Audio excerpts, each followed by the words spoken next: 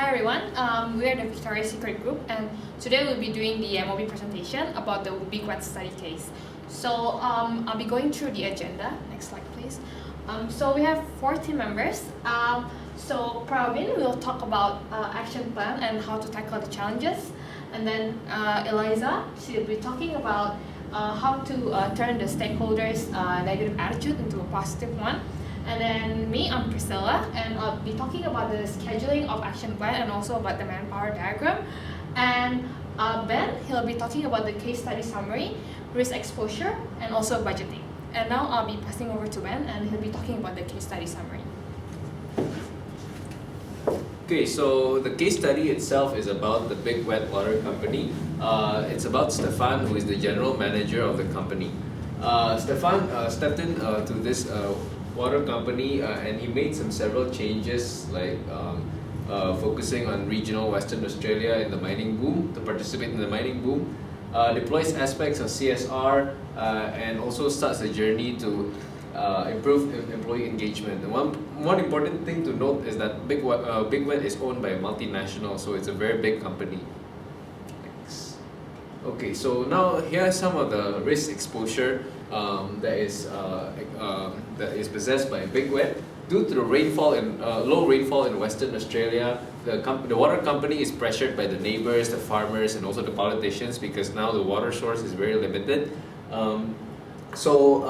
According to these two sources, Australia is the driest continent there is, and it experiences the most variable rainfall on the planet. So that means that you can't really predict the amount of rainfall that is going through Australia. So that's why Big Wet, when is faced with this problem, it's very hard for them to tackle. So the risks again are the pressure on water sources, low rainfall in Western Australia, and the backup source is actually very expensive. Next slide. Okay, so now in order to tackle the challenges that is exposed to Big Wet, we need to look at some decision-making processes.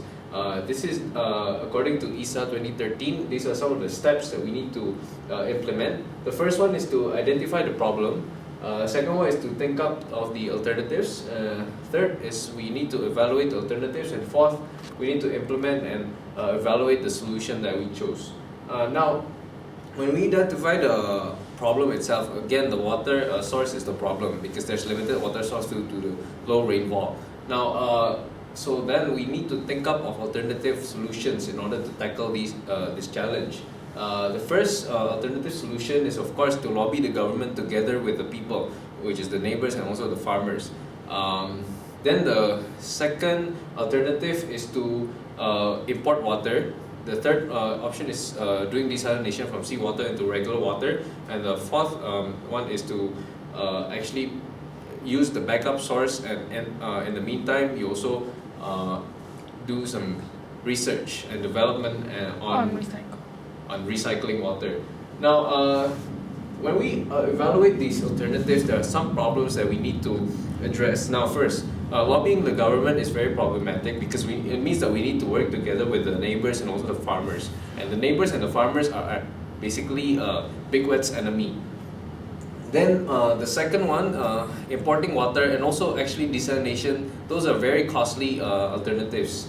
So we think that the fourth solution, which is to use the backup source, which is slightly more expensive than the original source, is the best way. But at the meantime, during we use these backup sources, we need to also do some research and development on innovative machinery to develop a machine that could recycle water. Next slide. So now I'm going to be passing over to Praveen to talk about the action plan. So the action plan to tackle the challenges for Big Wet Company, and we have the long-term and the short-term process. So first I'll be talking about the long-term process. So long-term process, this industry has been developing, and so they need to come up with new innovative ideas. So in which recycling the water is one innovative idea which they've come up with, and they have to not only come up with the idea, even they have to implement it, and then they need to bring it to the consumers, and then give an awareness that recycling water is something important in these current days when there's a low rainfall and the pressure on the resources. So in a way, So every organization, it's not just a business, it's the core competency of the particular business to look into the recycling part of the recycling area, wherein when there's a low rainfall, when there's pressure and resources. So recycling is one area where the wastewater can be stored, and it can be recycled, and it can be used in drinking water, and it can also be in one way we can support the public by our recycling water. So next slide. And yeah, the long-term process is the R&D will be in the process of developing the machines and the process involved, and we need to invest on the machineries, and the policy regulation for the recycling process has to be ready for the approval. And gathering of the wastewater from the resources is not an easy way. So we need to get from municipal and from the other industries and all. We need to collect the wastewaters, which is a large amount.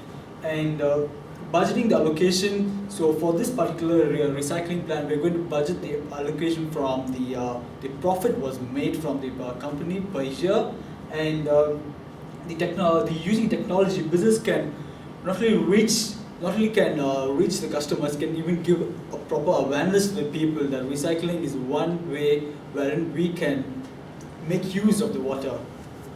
Next slide. So yeah, these are some of the sources which have been taken into consideration or based on innovation. So innovation at this particular decade has been a very important way for all the companies to come up with new ideas. So it's not about only the ideas, it's about how they back up the sources for the future. So thinking about the future, we need to take innovation as the main consideration. So we get the resources and we get the backup plan and we try to implement it in order to get the business running. And the short-term plan is, while the recycling of the mission, the plant is getting in process, or it might take, I think it should take from 2012 to 2021. So it's a long period. So the long period. So in between these years, we need to look into the nearby water sources. So approval when you move from one particular place to another place, or for getting water from the other resources, so we need to get the government's approval in order to get use the particular resources of water, and we need to set up a plant in the particular resource, and we need to look into transportation costs. The transportation cost is something which is going to be a very high way, and the transportation can even cause a public problem, that which will be discussed later in the presentation. And the next one, I'll be passing it over to Eliza.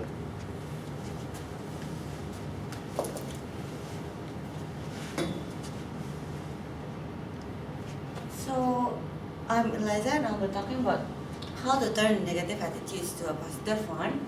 So the negative attitudes from the stakeholders towards big wet companies, the truck traffic has prompted a number of neighbors to file the complaints. And the second is about the diminishing water supply that the local government received complaints from the neighborhood. Next slide. So in order to tackle the issues, we are thinking about doing some CSR, and CSR is needed to improve the image of the companies. And according to the two sources, societies nowadays and consumers are demanding more for the company to give back to the society and to care about the society of well-being. And according to the second sources, having a good CSR might increase the consumer liking towards the product we're selling. So next slide.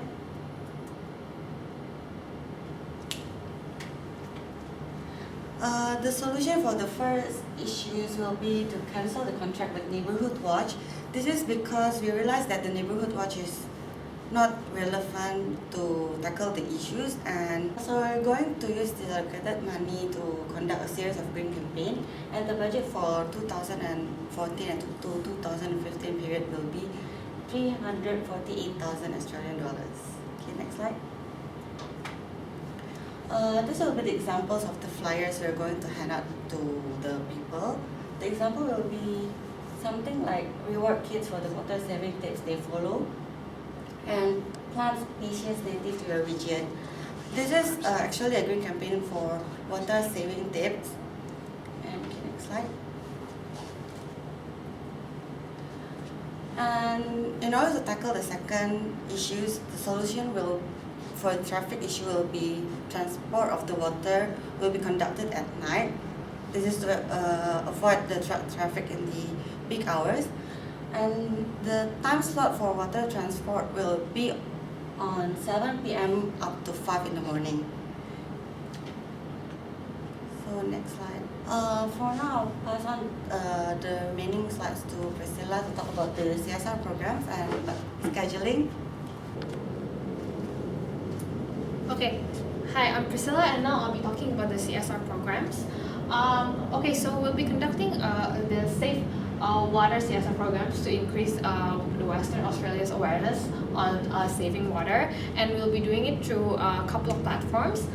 First, we'll be doing it through social media, and then which will involve Twitter, Instagram, Facebook, and also our own website, and it'll be an integrated campaign.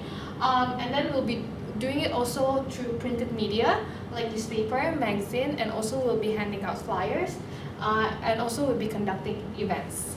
Next slide, please.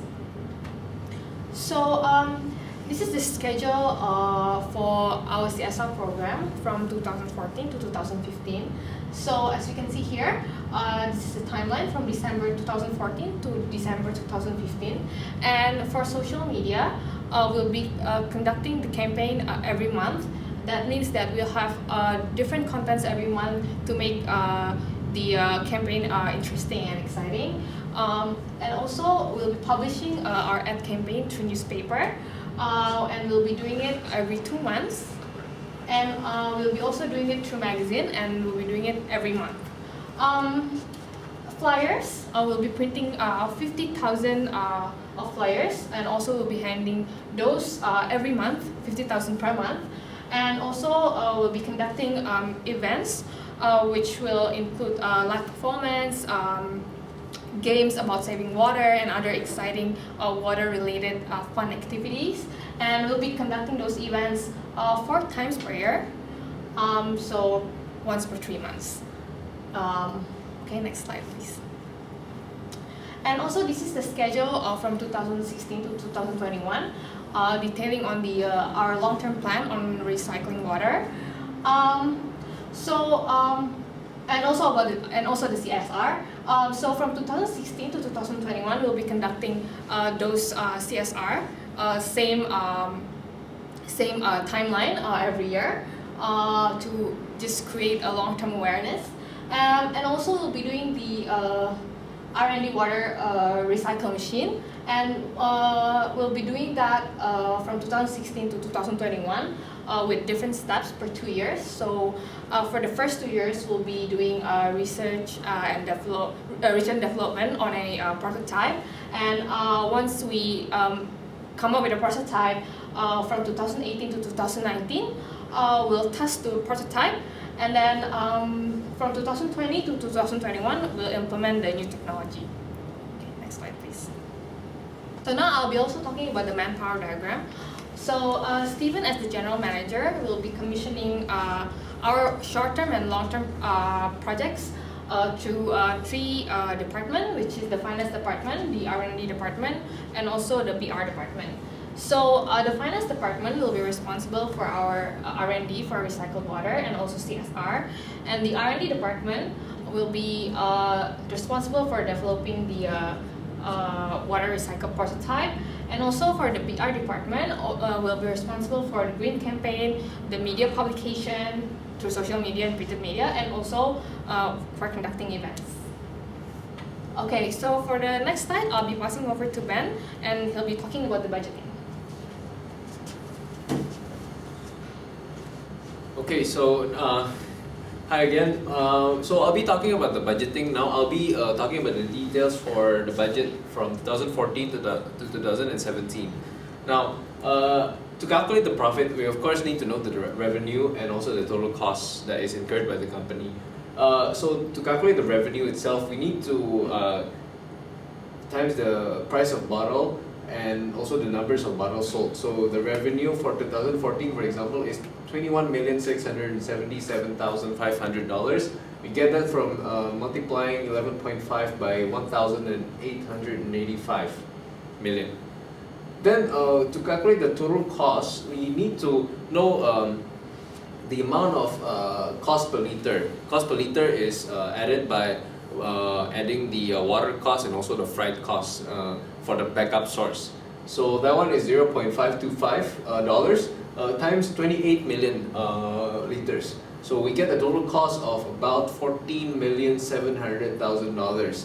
Then from there we can subtract the revenue with the total cost and get the profit, which is $6,977,500.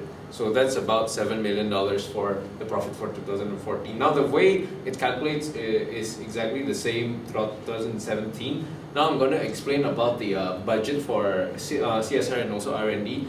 The budget for R&D itself is 10% of the profit, so it's around $700,000. And the budget for CSR is 5% from the profit, so it's about $350,000 approximately about there. So the profit after CSR and R&D for 2014 is about $5,930,875. So roughly about $6 million.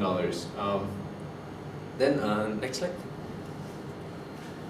So this is the estimated budget for 2018 onwards. Now the figures that were discussed before from 2014 to 2017 is already outlined in the case. Now of course for 2018 to 2021 is just an estimate, so it means it's not on the case, but we estimated some numbers here. Exactly the same the way it is calculated. So as you know, the number of bottles sold every year increases, and when we calculated the whole thing, the profit and for after CSR and R&D always increases as well. And this is the estimated CSR budget rundown. Now, of course, the CSR coverage will include newspaper, magazine, social media, which is going to be every month, and also events. Now, for the newspaper, it's going to be a quarter of a page, and it'll be 2 times. Coverage is going to be 2 months per year, so it's about 6 times. The price for the newspaper advertising for a quarter of a page is about $5,500. So times 6 is about $33,000. For magazine, the cost for printed magazine advertising is about $450, and we'll be doing a magazine coverage for the whole year. So it will be every month. So times 12 is about $5,400.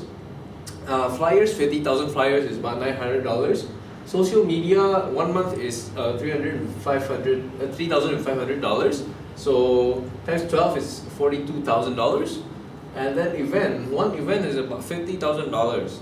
And then we're gonna do 4 events for a year, so that'll come up to $200,000 now. So the total cost of CSR, when you add those total costs up all, is about $281,300. So it's still far below the budget of CSR itself that is allocated by the company. Okay, so that's basically our case. Thank you for listening. These are some of the references that you can use to further see. Thank you. Okay, so throughout the presentation, Pricilla is responsible for the script. Eliza is responsible for the lighting. Praveen is responsible for the camera, and myself, I'm responsible for the timing of the whole presentation. Thank you very much.